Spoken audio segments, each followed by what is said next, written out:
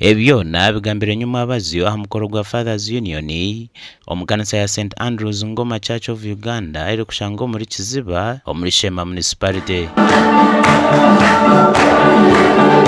Babire nubatayaisa kandi barukamye mu kago gwabo na Fathers Union yo kurwa mu kanisa ya St Philip's Bugonji kurwa mu district ya Kabare muri Kigezi Diocese hamwe no kusima kwa mukuru w'abakristayo Professor Misach Katusime.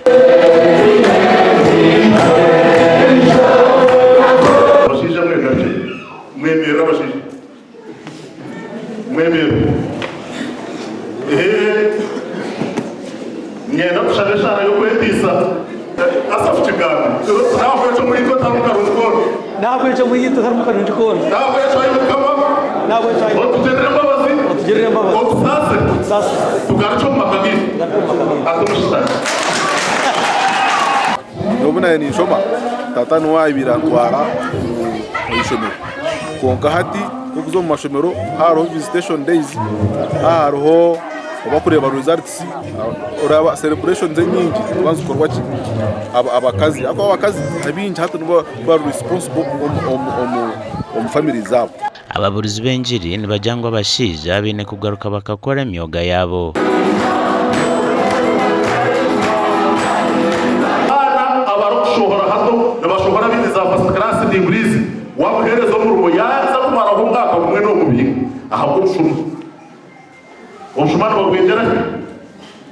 omuka abo kubatino wabugambire utari omwana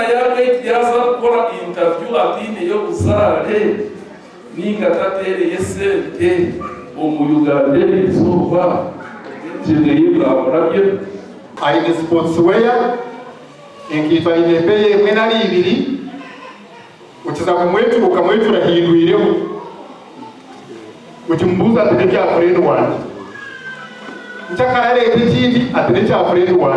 mukuru w'abakristayo ahabwa Ngoma Church of Uganda kandi umushuganisa w'ekanisa ibiri ezigiro omukago haburu wa Fathers Union nakwasira kapapura bakanywana na Professor Misach Katusime agambira habwenki bashazure mu kwegita na mnonga Abashaija. Amakanisa gari ya revo etakushaka amakanisa ga Kabare ndakunda munonga bahanga especially Abashaija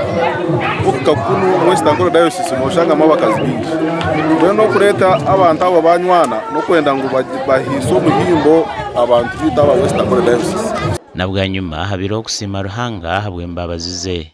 gasha kwa mayuka twakire.